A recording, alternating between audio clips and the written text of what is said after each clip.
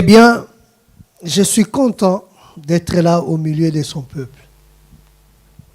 Notre Dieu est tellement bon, il nous a gardés toute la semaine. Et ce matin, nous voulons témoigner notre reconnaissance juste par notre présence devant son trône. Amen. J'ai béni Dieu parce que je vois mon frère Lucas. Que Dieu soit glorifié. Amen. Il était en mission de service pendant presque 6 à 8 mois. Et là, il est revenu au milieu de nous.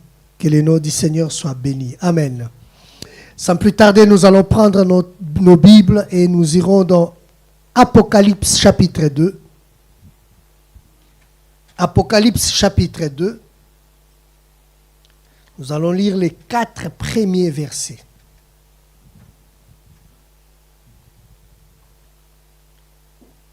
La Bible nous dit ceci. Écrit à l'ange de l'église d'Éphèse. Voici ce que dit celui qui tient les 7 étoiles dans sa main droite. Celui qui marche au milieu de 7 chandeliers d'or. Je connais tes œuvres, ton travail et ta persévérance. Je sais que tu ne peux supporter les méchants, que tu as éprouvé ceux qui se disent apôtres et qui ne le sont pas, et que tu les as trouvés menteurs, que tu as de la persévérance, que tu as souffert à cause de mon nom, et que tu ne t'es point lassé. Mais ce que j'ai contre toi, c'est que tu as abandonné ton premier amour. Souviens-toi donc d'où tu es tombé, répands-toi et pratique tes premières œuvres, sinon je viendrai à toi et j'ôterai ton chandelier de sa place, et moins que tu ne les répandes. Amen. Je vais reprendre un autre texte dans Hébreux chapitre 10, le verset 39. Hébreux chapitre 10, le verset 39. La Bible nous dit ceci. Car, la Bible dit ceci, nous ne sommes pas de ceux qui se retirent pour se perdre, mais de ceux qui ont la foi pour sauver leur âme. Amen. Eh bien, le thème que j'aimerais partager avec nous ce matin, je l'ai tout simplement intitulé « Les dangers des rétrogradations ». Les dangers des rétrogradations. Frères et sœurs, certaines personnes, quand ils entendent qu'on parle de la rétrogradation, eh bien, certaines personnes peuvent minimiser le sujet. Certaines personnes peuvent croire que ça ne me concerne pas. Je ne deviendrai jamais un rétrograde.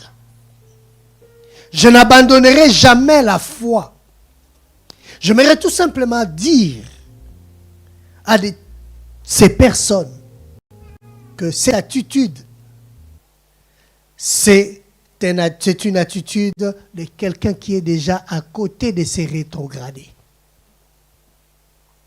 Pourquoi? Parce que la Bible nous dit, dans 1 Corinthiens 10, 12, que celui qui croit être debout prenne garde de tomber.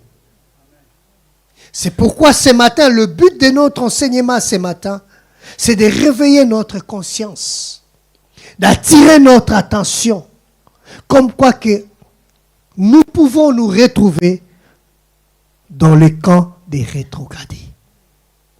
Ça peut nous arriver. C'est pourquoi le Seigneur nous dit que celui qui croit être debout, qu'il prenne garde. Parce que le risque de tomber n'est pas loin. N'est pas loin. C'est pourquoi le Seigneur veut tirer nos oreilles. Parce que la vie chrétienne, la marche chrétienne, n'est pas un sprint. Mais c'est une course où nous marchons tout doucement, tout en regardant à gauche et à droite, faisant attention à ce que nous rencontrons sur la route, afin que nous puissions arriver jusqu'au bout. Amen. Le texte que nous venons de lire dans Actes des Apôtres, le Seigneur nous parle de l'église de l'Éphèse.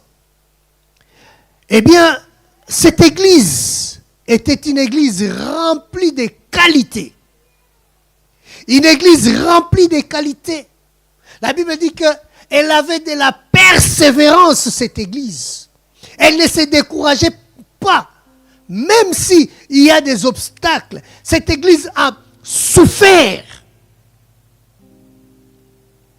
Il y a eu de faux enseignants qui se sont infiltrés dans cette église. Mais la Bible dit que elle ne supportait pas la méchanceté, cette église. Malgré la tribulation, malgré la persécution, cette église était toujours debout. Cette église, frères et sœurs, a connu des miracles. Dans cette église, ils étaient prêts à démasquer les faux prophètes et les faux apôtres. Dans cette église, il y avait plein de dons spirituels et de différents autres dons qui s'est manifestés dans cette église. C'était une église vivante. Et à l'époque, Éphèse était une ville commerciale.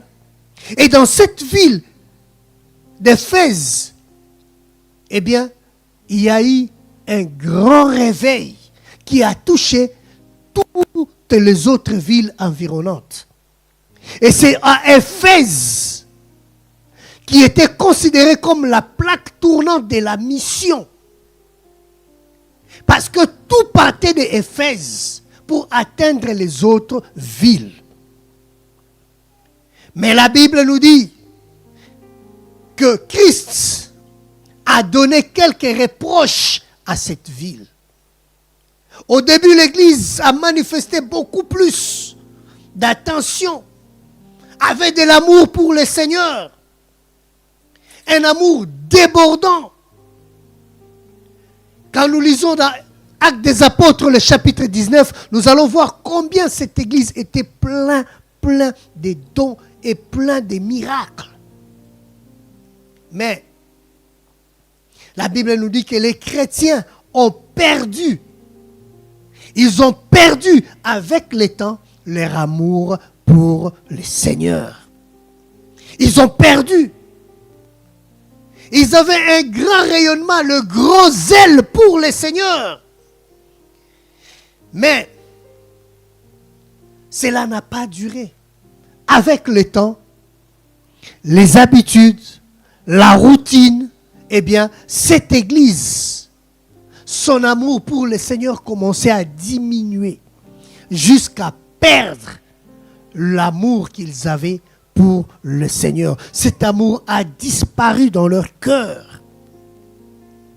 Eh bien, le refroidissement s'est installé dans cette église et ont commencé à faire les choses par habitude et ont commencé à travailler par habitude parce que nous connaissons comment ça fonctionne. Eh bien, nous faisons les choses mécaniquement alors que l'amour qu'ils avaient, le premier amour qu'ils avaient pour le Seigneur, ils l'ont perdu. Et c'est comme ça que le Seigneur a fait les reproches à cette ville, à cette église. Comme quoi que non, vous avez, ce que j'ai contre vous, c'est que vous avez perdu votre premier amour. Frère, le refroidissement causé par le perte, eh bien, ne peut pas être traité à la légère. Comme si c'est une évolution inévitable. Non. On doit vraiment traiter cela avec rigueur parce que ça vaut de notre vie chrétienne. C'est pourquoi, frères et sœurs, nous devons traiter les choses comme il faut. Comme il faut, frères et sœurs. Eh bien, Éphèse, Dieu les a reprochés. Tout comme beaucoup de chrétiens aujourd'hui, ils ont perdu leur premier amour. Le danger de la rétrogradation. Un danger, c'est quoi? Un danger, comme nous le savons, c'est un fait. Ou une personne qui est exposée à un risque. Un rétrograde, c'est quelqu'un qui est exposé à un risque. Un danger, c'est une difficulté qui peut entraîner des conséquences sérieuses dans notre vie. C'est pourquoi, frères et sœurs, nous parlons du danger des rétrogradations. L'église d'Éphèse s'est rétrogradée. Elle a perdu son premier amour. Parce que les choses qui se faisaient avec du zèle et de l'amour pour le Seigneur commençaient à se faire par routine et par habitude. Quand on commence à faire les choses par habitude et par routine, eh bien frères, nous sommes non loin de la rétrogradation. Rétrograder, c'est retourner en arrière. Retourner vers les pratiques qu'on avait abandonnées autrefois. Les choses qu'on avait laissées autrefois. Les choses qu'on avait jugées que c'était indigne. Je ne peux plus le pratiquer. Mais quand on se rétrograde, on retourne en arrière. Et on recommence à pratiquer les choses qu'on avait abandonnées dans le passé. Rétrograder, c'est perdre ce qu'on avait acquis. On a acquis la foi. Et on a commencé à marcher avec le Seigneur. Et on a commencé à vivre les choses avec Dieu. Mais les circonstances ont fait que nous sommes refroidis. Et au lieu d'avancer, nous commençons à régresser petit à petit jusqu'à perdre la foi. Ça, c'est rétrograder, la rétrogradation.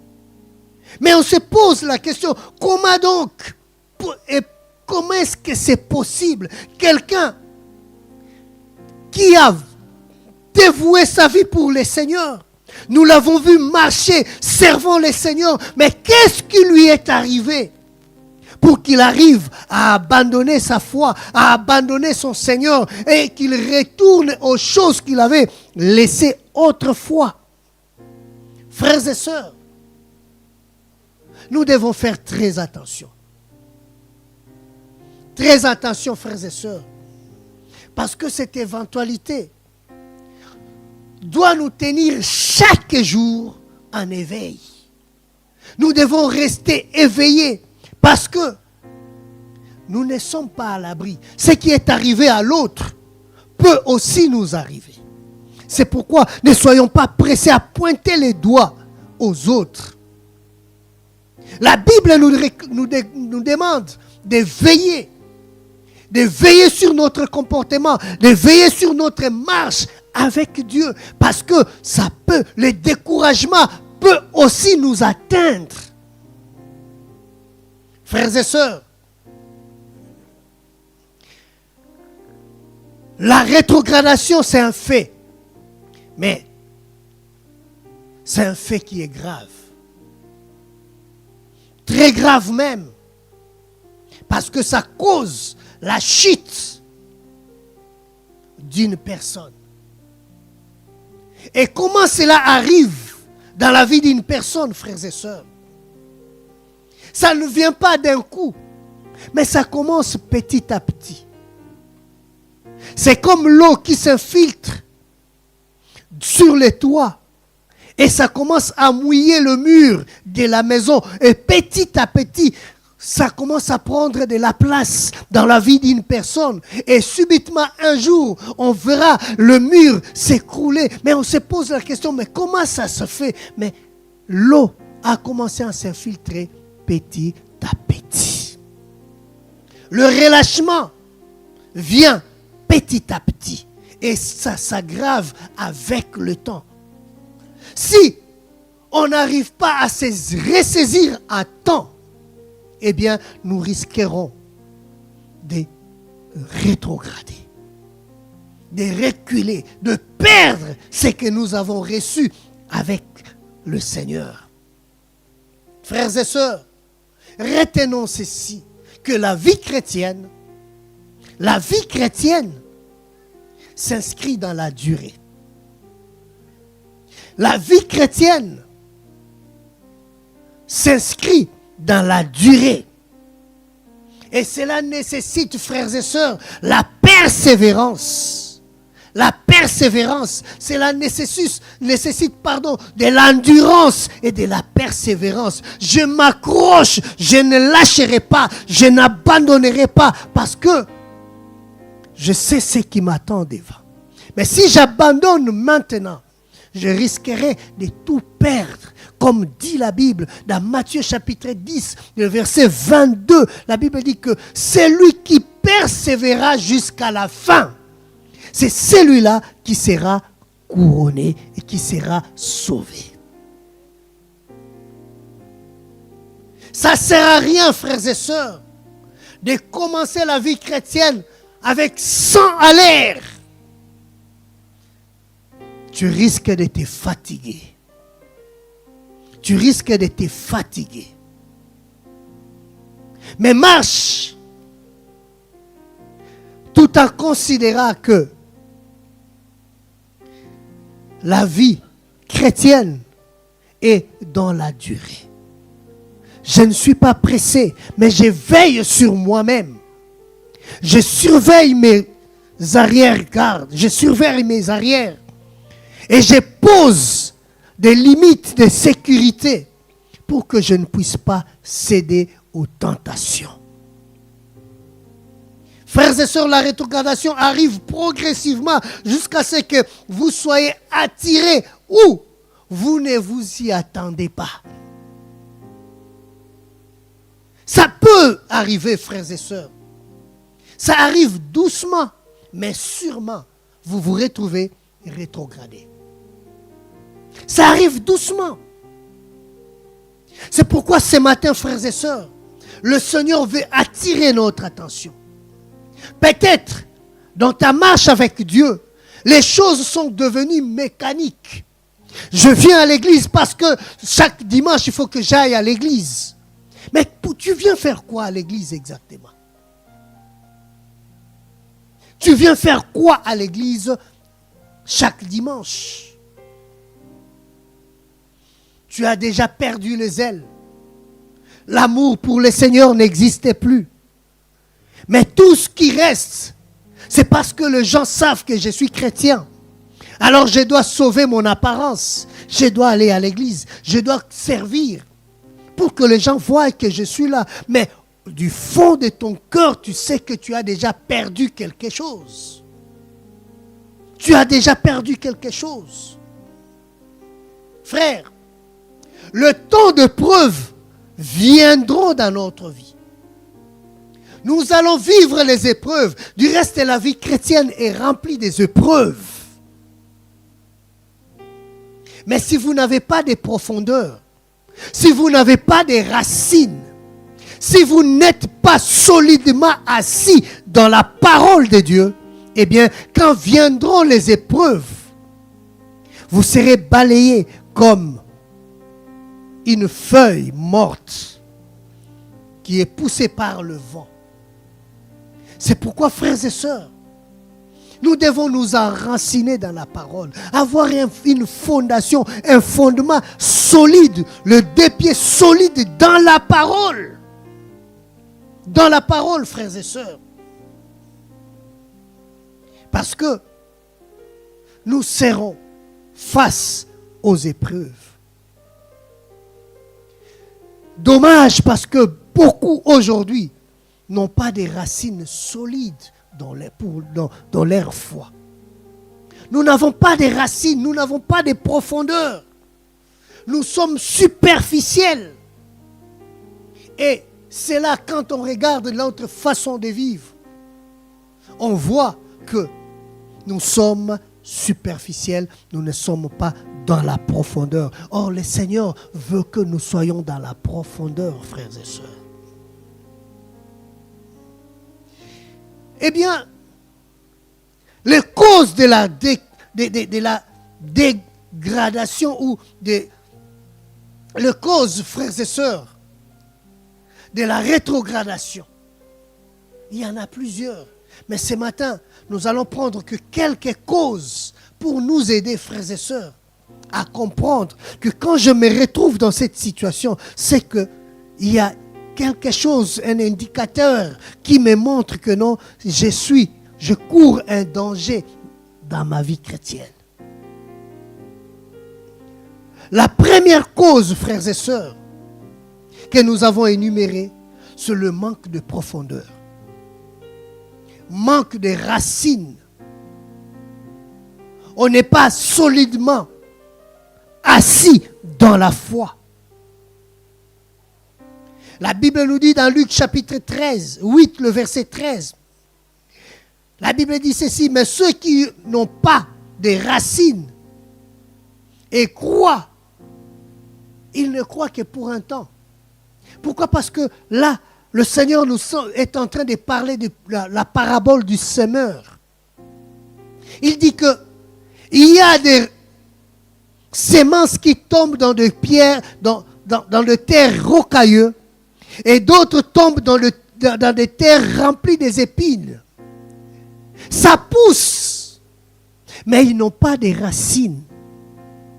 Une fois que la chaleur, le vent tombe sur la sémence, ça ne résiste pas.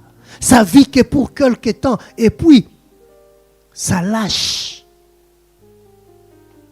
C'est comme ça la vie chrétienne de beaucoup de personnes aujourd'hui. Nous le voyons à l'église. Quand tout va bien, ils chantent, ils dansent, ils prient à haute voix. Mais quelque temps après, disparu.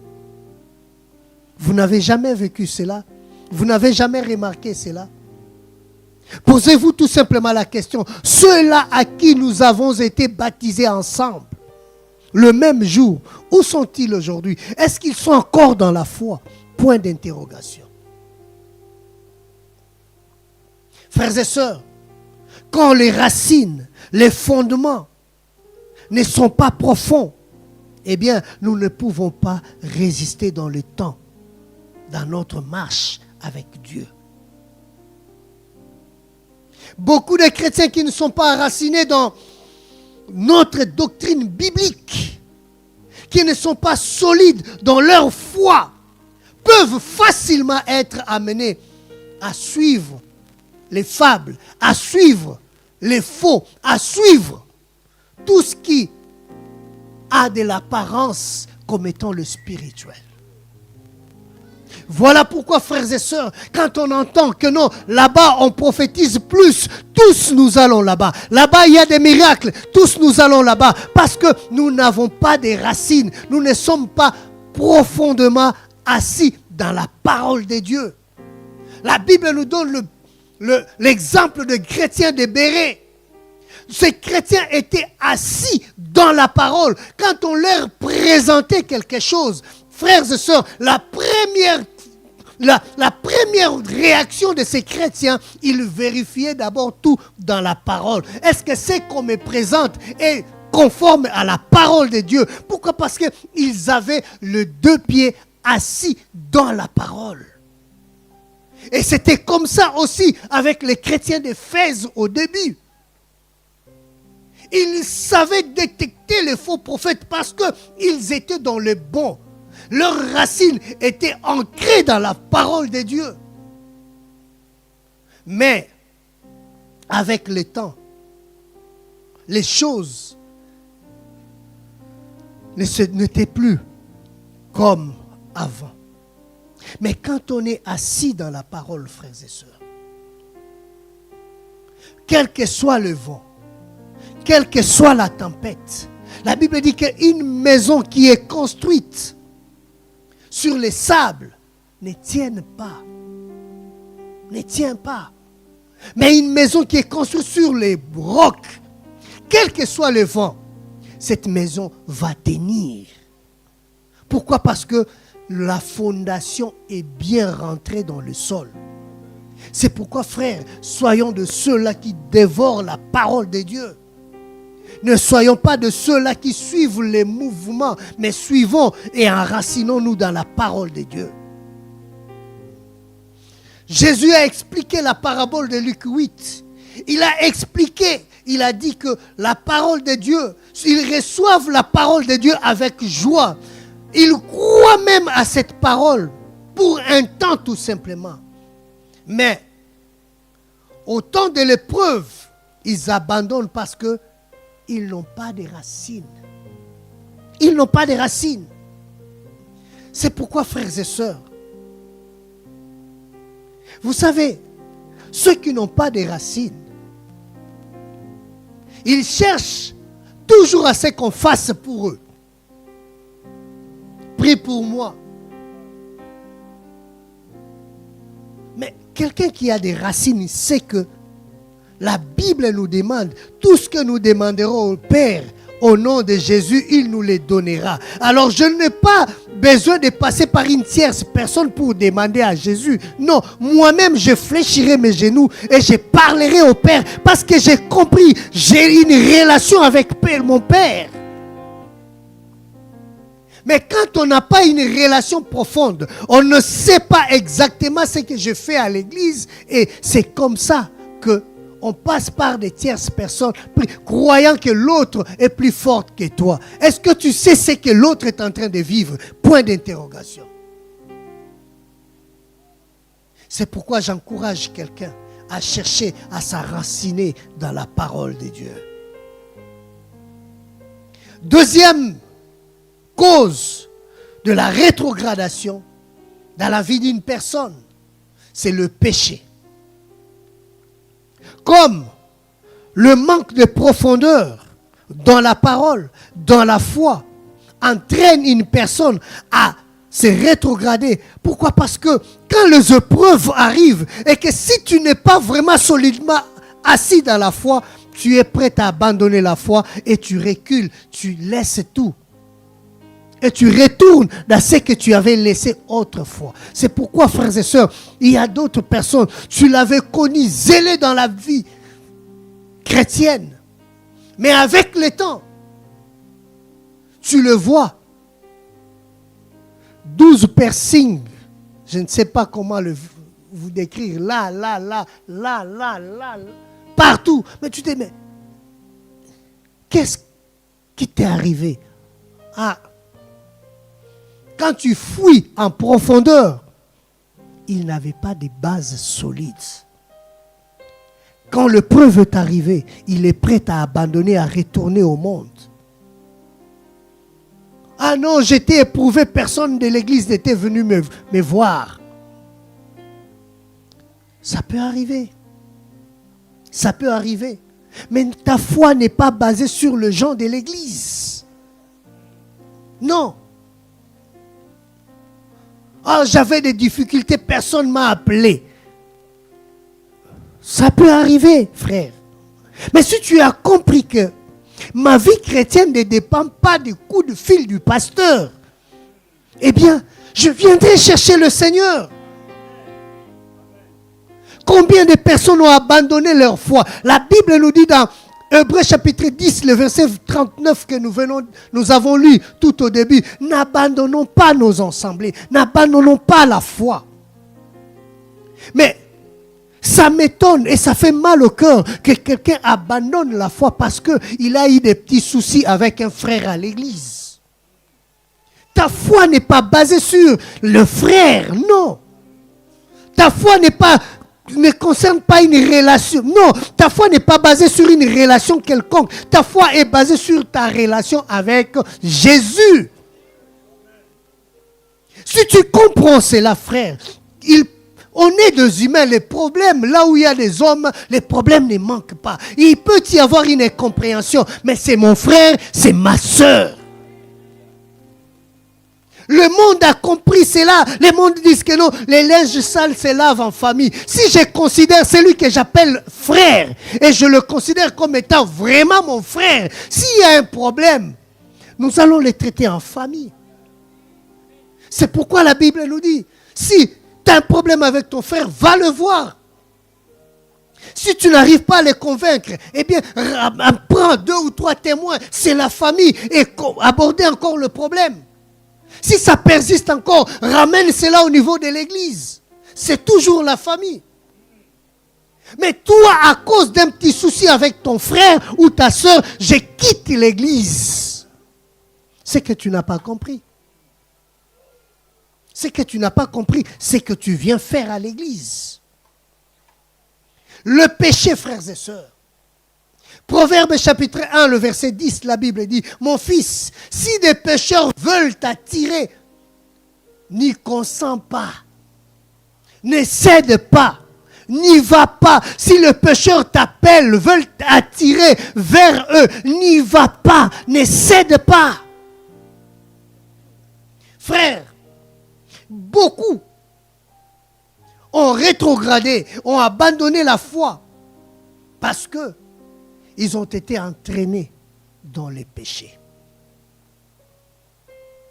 La Bible nous dit dans Cantique des Cantiques, le verset 2, le chapitre 2, pardon, le verset 15, la Bible dit que les petits renards, la Bible parle des petits renards qui ravagent nos champs. C'est-à-dire, frères et sœurs, le péché rentre petit à petit. Les choses que tu ne tolérais pas autrefois, tu commences à les tolérer. Oh non, ça passe. Tu penses que tu es vraiment bulldozer dans la foi. Mais quand tu commences à tolérer des petites choses, tu commences à les laisser entrer dans ta vie et ça commence à prendre aussi de la place dans ta vie. Vous savez, frères et sœurs, un jour, j'étais déjà chrétien, responsable de l'école de dimanche, et j'ai travaillé non loin du marché central de notre pays. Et au marché central, chaque jour, il y avait une radio au marché, et les femmes qui vendaient au marché demandaient des disques. Chacun, si tu veux entendre ta musique, tu vas là-bas, tu payes, tu as une musique que tu veux. On va balancer la musique dans les enceintes du marché. Et il y avait un album d'un musicien qui venait de sortir. Il y avait une chanson là que tout le monde réclamait. Et ça jouait donc en boucle. Alors ça rentrait petit à petit dans ma tête, je ne savais pas. Je pensais que moi aussi j'étais bulldozer. Un jour avec les frères, on discutait pendant ces moments de silence. Je commençais à... J'ai chanté. Il y a un frère qui m'a fait ça. Je dis, Donc, tellement je l'ai écouté en boucle, du matin au soir, c'est rentré sans le savoir, dans ma conscience. Et j'ai commencé à les chanter. C'est comme les péchés, frères. Quand on le laisse, petit à petit, ça rentre. Et un jour, tu vas te retrouver en train de pratiquer ce que tu avais laissé autrefois. J'avais longtemps abandonné la musique mondaine, mais je me suis retrouvé à les chanter, sans les savoir. Et le pied bougeait aussi.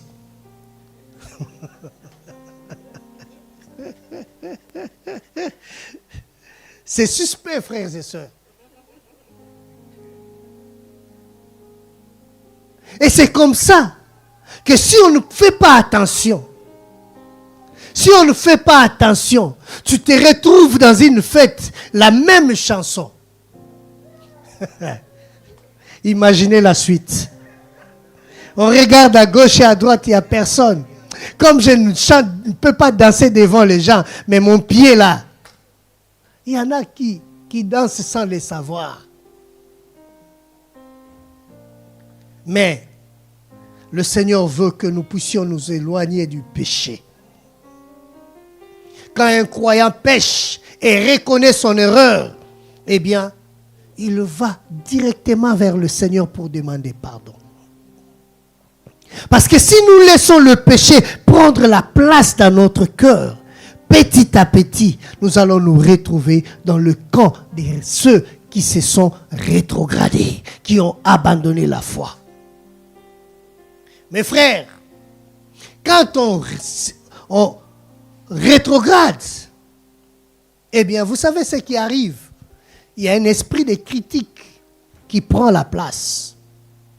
On commence à avoir plein de jugements sur les serviteurs de Dieu, plein de jugements sur les frères et les sœurs, plein de jugements sur les services du Seigneur. Et quand tu vois cela, c'est un voyant qui commence à te montrer que non, attention, fais attention, tu n'es pas loin. Tu n'es pas loin. On commence à avoir un langage léger. On commence à participer à la médisance, au commérage. Et notre façon de s'habiller commence à changer. Ah non, ben vous aussi vous exagérez. Vous aussi vous exagérez. Tu ne t'habilles pas pour nous faire plaisir. Non. Si tu considères que ton corps est le temple du Saint-Esprit, eh bien, tu ne pourras pas t'habiller n'importe comment. Mais quand tu commences à tolérer les choses que tu ne voulais pas autrefois, c'est que le voyant commence à clignoter. Fais attention. Suspect, fais attention. Quand tu vois que ta vie de prière n'est plus comme avant, quand tu vois que ta vie de méditation n'est plus comme avant, tu peux passer 1 semaine, 2 semaines sans toucher à ta Bible. C'est que le voyant commence à clignoter. Il y en a d'autres qui ont abandonné la foi parce qu'ils ont été déçus. Dieu m'a déçu. Vous n'avez jamais entendu cette parole. Dieu m'a déçu. Tu es venu au Seigneur avec des attentes. Je ne sais pas combien, si c'est exponentiel. Tu en avais tellement beaucoup et tu croyais que comme dans un film de Mimi qui? Mimi Mati. L'ange. Et les choses vont se passer comme ça.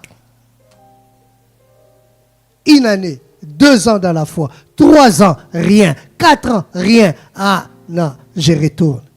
Dieu m'a déçu. Non, Dieu ne t'a pas déçu. La Bible nous dit, la vie chrétienne, c'est la persévérance. Ceux qui persévéreront jusqu'à la fin seront sauvés. Si tu viens parce que tu attends que dans le Seigneur les choses se passent instantanément, eh bien tu seras déçu. Chez Dieu, ce n'est pas comme les cafés instantanés. Non, ça ne se passe pas comme ça. Voilà pourquoi d'autres ont abandonné la foi. Parce qu'ils ont cru que chez Dieu, c'est l'instantané. Comme aujourd'hui, on nous a habitués avec tout est instantané. Tu veux manger, dans moins de 2 minutes, micro-ondes te fait déjà tout. Tu manges. Tu as faim, fast food. Tu vas, on te sert même au volant. Tu attends 2 minutes, on te sert déjà. Tu as à manger à côté de toi. Et on pense qu'avec Dieu, c'est comme ça. C'est pourquoi on est déçu. Et on a abandonné la foi. La Bible dit, Jésus-Christ dit à ses disciples, quiconque met la main à la charrue et regarde en arrière n'est pas digne du royaume. Quand tu as déjà goûté aux choses de Dieu, Quand tu as déjà goûté aux choses de Dieu, frères et sœurs, quand tu retournes en arrière, la Bible nous considère comme un chien qui est retourné dans ses vomis. C'est grave, hein? Et en plus, pour ceux-là qui ont déjà goûté et qui retournent, c'est difficile pour les convaincre de venir. C'est facile d'aller chez quelqu'un qui n'a jamais connu le Seigneur. Tu lui évangélises, il donne sa vie, tu les gagnes au Seigneur. Mais ceux qui ont déjà goûté et qui ont rétrogradé, tu viens l'exhorter, lui aussi il t'exhorte, mais il est dans le faux. Il vit dans les péchés, mais des kilomètres de versets bibliques. Frère, commence d'abord à appliquer ces versets dans ta vie et reviens au Seigneur.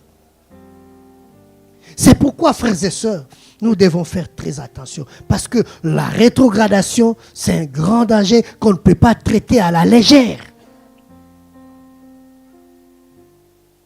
Vous savez, le danger de la rétrogradation, c'est quoi? Quelqu'un qui est rétrograde. Le grand danger, ils se disent, ah non. Il se dit, je ne suis pas seul. Je ne suis pas seul. D'autres aussi sont comme moi. Ils sont comme moi.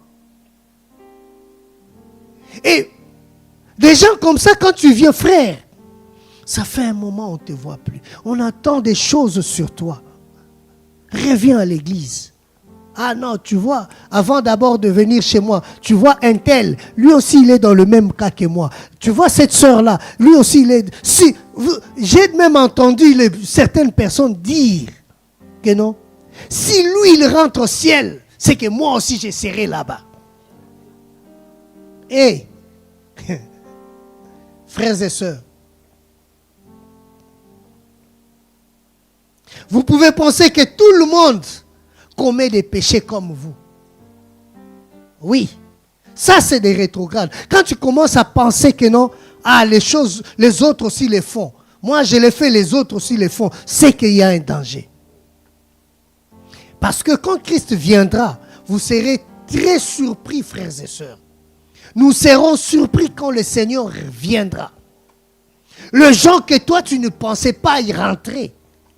Et tu le verras dans la file. En train de s'avancer petit à petit vers le ciel. Mais toi, tu es toujours dans l'attente.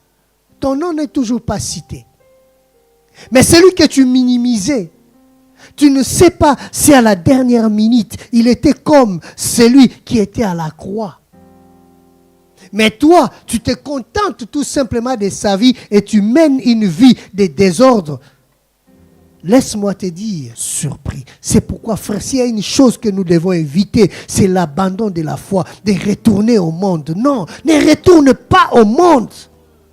Le monde n'est plus ton monde, si nous pouvons le dire. Le monde n'est plus ton endroit, frères et sœurs.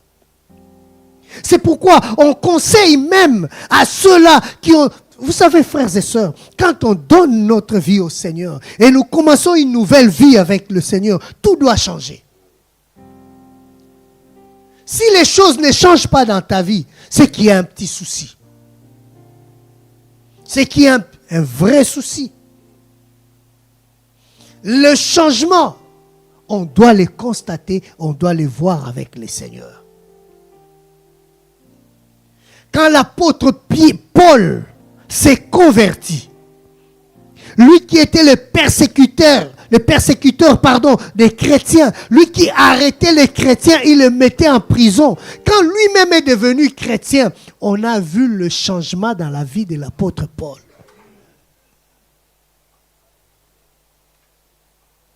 Frères et sœurs, si dans ta marche, on ne sait pas te localiser, si tu es...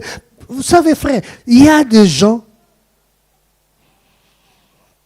des chrétiens caméléons. Quand il est parmi les chrétiens, il est chrétien. Il chante, il adore, il parle la langue, il prophétise. Mais quand il est dans l'autre camp, on ne sait pas faire la différence. Il fait aussi comme eux. Mais laisse-moi nous dire, la Bible nous dit si tu n'es pas chaud, tu n'es pas froid, le Seigneur te vomira. Chez Dieu, il n'y a pas de tiède, de juste milieu. Non, je suis au milieu. De ce côté, bon, je regarde aussi. Et là aussi, je regarde. Non, soit tu es dans le Seigneur, soit tu ne l'es pas. Soit tu ne l'es pas, frères et sœurs. En plus, les rétrogrades sont des orgueilleux. Ah oui. Quand nous parlons de cela, frères et sœurs, ce n'est pas pour pointer les doigts à quelqu'un, mais c'est pour réveiller notre conscience que ça peut nous arriver. La marche, elle est longue.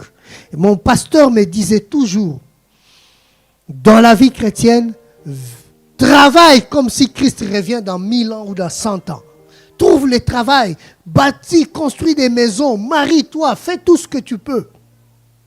Mais tu dois vivre comme une colombe.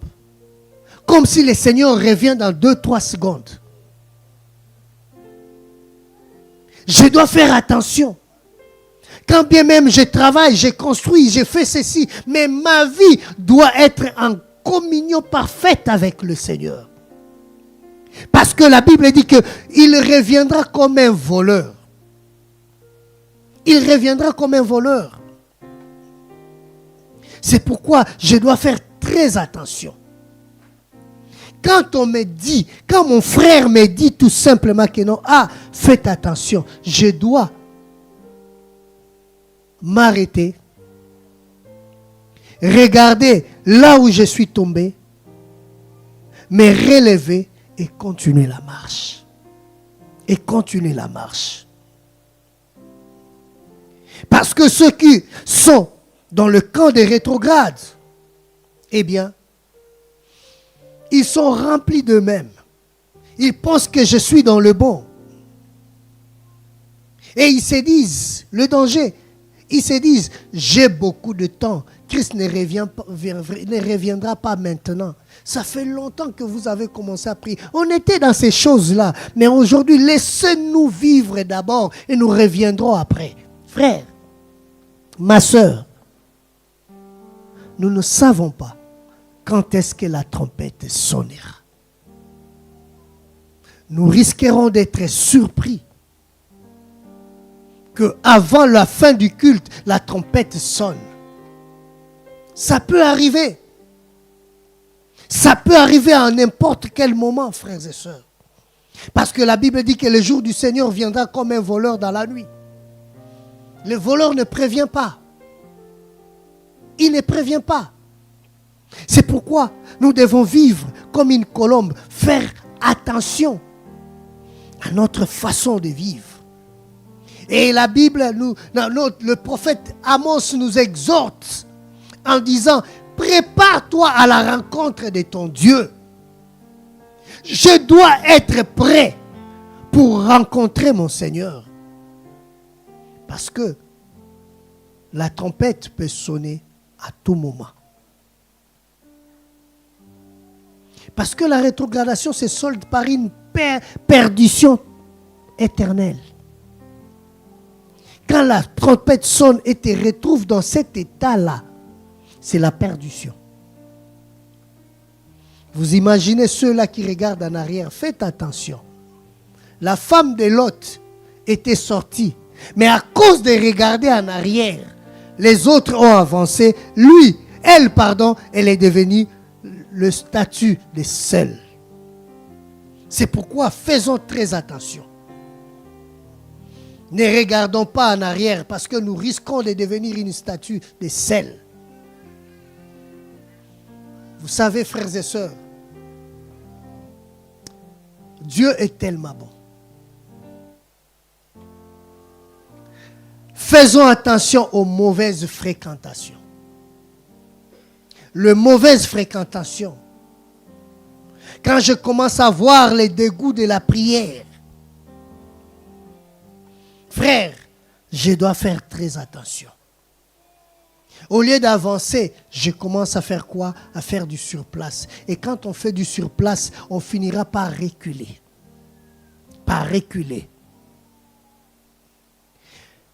ne plus être engagé dans les activités de l'Église, ça aussi, c'est un indicateur qui prouve que non, ta foi commence à s'affaiblir. Ne plus être engagé dans l'œuvre du Seigneur et aux activités de l'Église. Quand je commence à avoir une fréquentation irrégulière à l'Église et aux activités de l'Église, eh bien, je ne nourris pas assez ma foi, je risque la rétrogradation, la paresse, les excuses. Vous savez, l'homme paresseux ne va pas loin. Il voit les dangers partout. Il voit les dangers partout. Il y a des fois où je peux regarder comme ça, mais je regarde la porte sans pour autant regarder le frère Jacques. Mais il y a des gens, quand tu regardes comme ça, pourquoi tu me regardes? Pourquoi tu me regardes? Ah non, dans cette église-là, on regarde mal les gens. Ah, et tu préfères rester. Ah non, moi, je suis les cultes à la maison. Tu suis les cultes à la maison, gloire au Seigneur. Mais suis aussi les cultes réellement à la maison. Amen. Comme dit nos amis, que ceux qui ont les oreilles. Le chrétien paresseux est plein d'excuses étonnantes. Ils ont toujours des excuses. Ils ont toujours des choses. Pourquoi te... Ah frère, je ne t'ai pas vu à l'église. Ah non, tu sais, j'étais parti aider mon frère à déménager. Oui, c'est bon.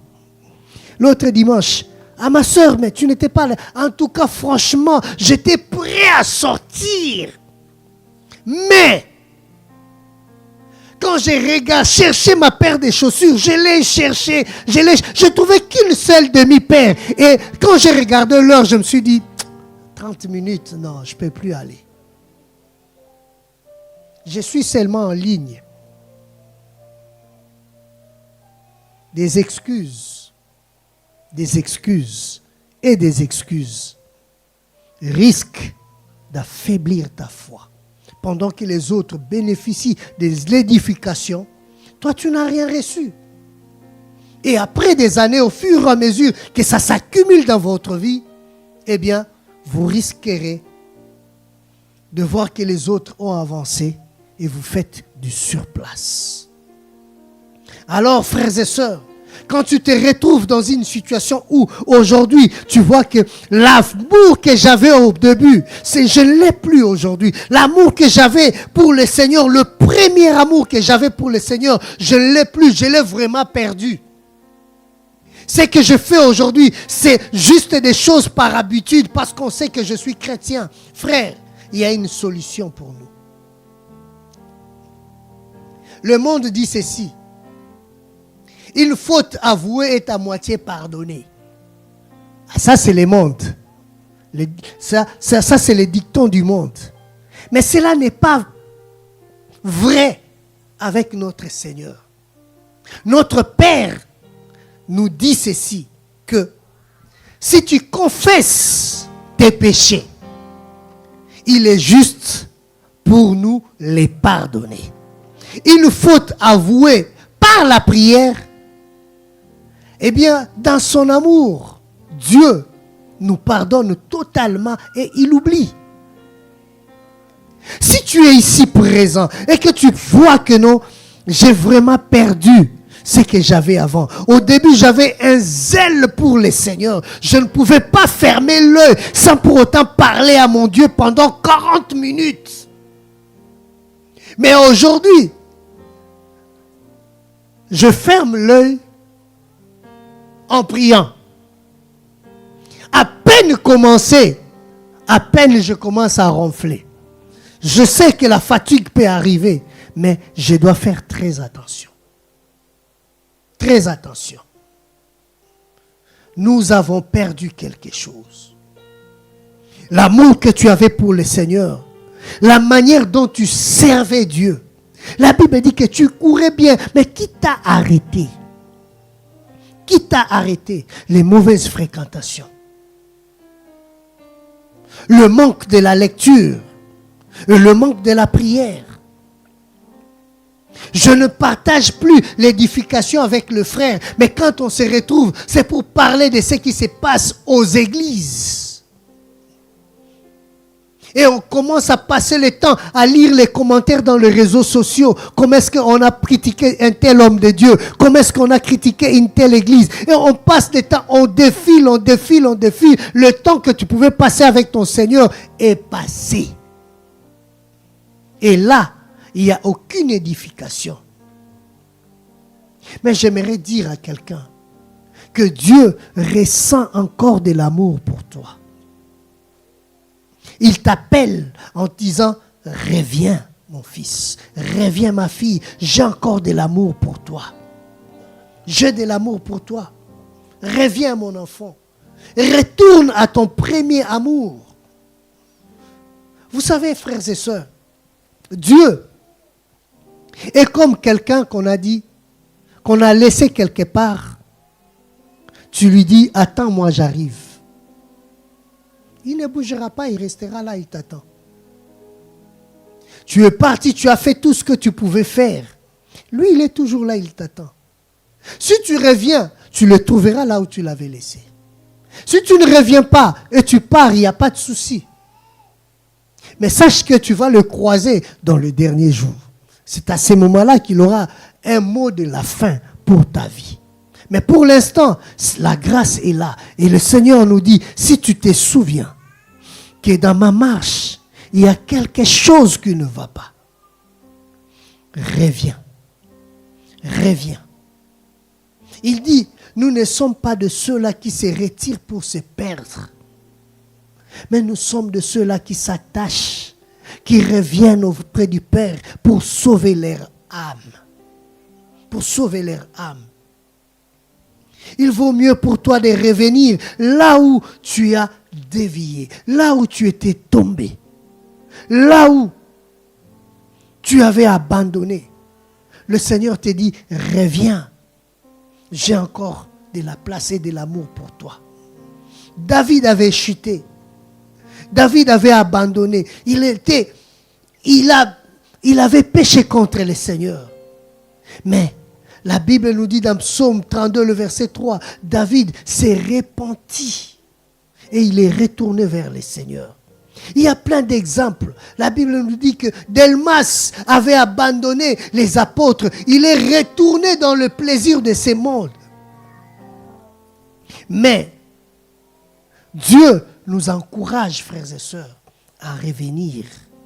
La Bible nous dit, dans 1 Jean chapitre 1, le verset 7, si tu confesses, si nous confessons nos péchés, il est juste et fidèle pour nous les pardonner et pour nous purifier.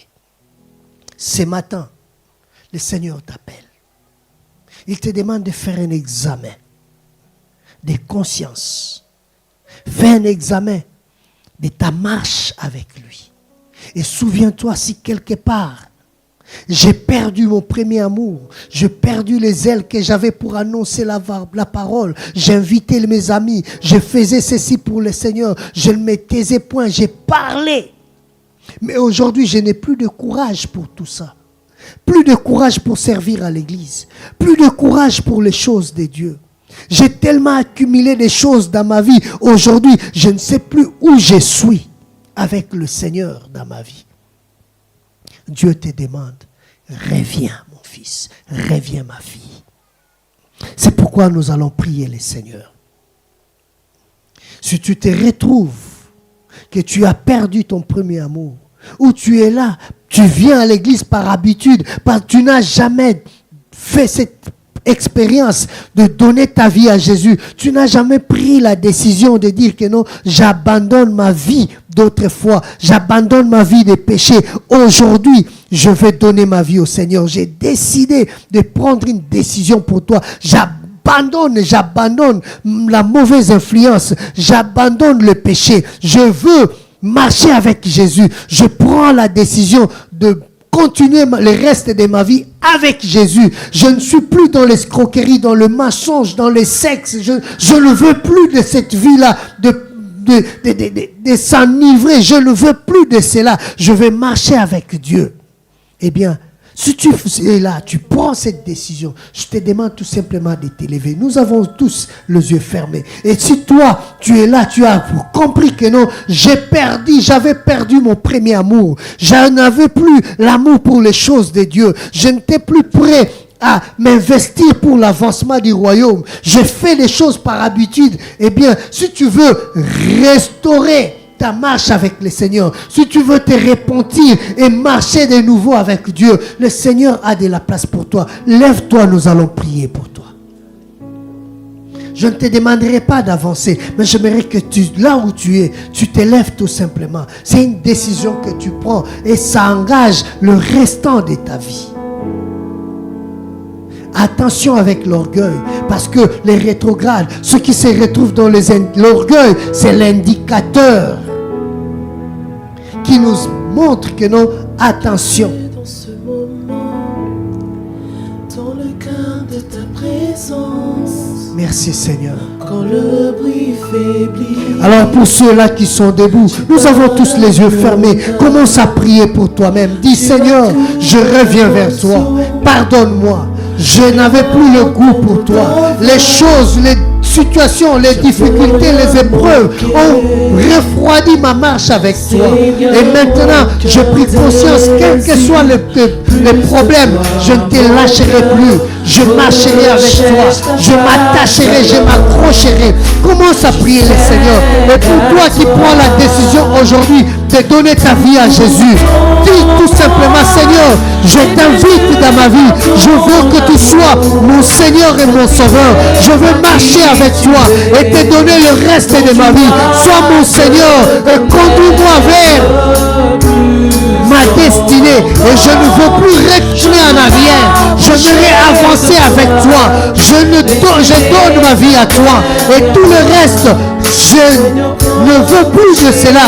Tout ce que je veux, c'est marcher avec toi. Alors prie le Seigneur. Prie pour nous qui sommes assis. Lèvons-nous, frères et sœurs. Lèvons-nous parce que nous avons dit que ça peut nous arriver. Le refroidissement, ça peut nous arriver. Le refroidissement dans la marche avec Dieu. Les dégoûts peuvent nous arriver. Alors prie le Seigneur. Toi-même prie que le Seigneur me fortifie. Je ne veux pas abandonner. Je ne veux pas abandonner. Je ne veux pas tomber dans la lassitude. Je ne veux pas faire les choses dans l'habitude comme le mécanique. Non, je veux donner ma vie à Jésus. Je veux marcher encore avec lui. Je veux encore marcher. Seigneur, garde mon cœur plus que tout. Garde mon cœur, Père. Oui, garde mon cœur. Je vais marcher avec toi. Demeurer à tes pieds. Je ne veux pas rater le rendez-vous du ciel. C'est pourquoi je t'en supplie, Père, fortifie-moi, oh Jésus. Garde mon cœur, Seigneur mon Dieu. Seigneur, merci parce qu'en sortant de ce lieu, je vais ressortir fort, fortifié. Comme disait l'apôtre Paul, je peux tout par celui qui me fortifie. Je vais ressortir en ces lieux avec une nouvelle, Seigneur mon Dieu, espérance. M'attacher encore et encore en toi. Demeurer encore les deux pieds dans la foi. Que cela soit ta prière ce matin, frères et sœurs. Merci Seigneur. Ah, merci Père. Merci Père. Oui Seigneur. Nous ne sommes pas à l'abri du découragement. Mais tout ce que nous te demandons, Père, garde nos cœurs. Que nous puissions nous attacher à toi. Quel que soit le vent, quelles que soient les difficultés, quel que soit ce que nous allons rencontrer dans notre marche, mais qu'en aucun cas que nous puissions abandonner notre foi. Si quelque part je péchais contre toi, que j'ai le courage de m'élever, parce que tu as dit le juste tombera plusieurs fois, mais il finira par se relever. J'aimerais être de ceux-là qui se relèvent et continuer ma marche avec toi.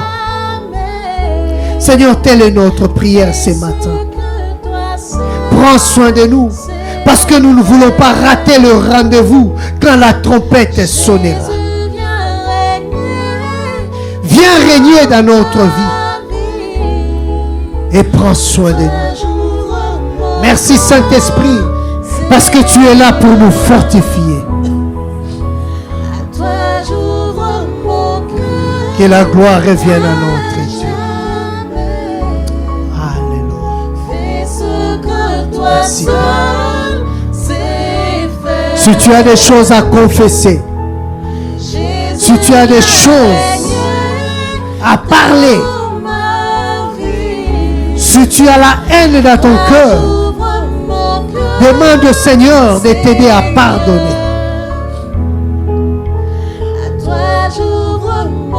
Et à tourner la page. Parce que le Seigneur veut que tu sois un modèle dans ta marche pour plusieurs. Seigneur, merci. Fortifie-nous et viens régner dans nos vies parce que nous avons besoin de toi. Que ton nom soit glorifié, Père. Dans le nom de Jésus.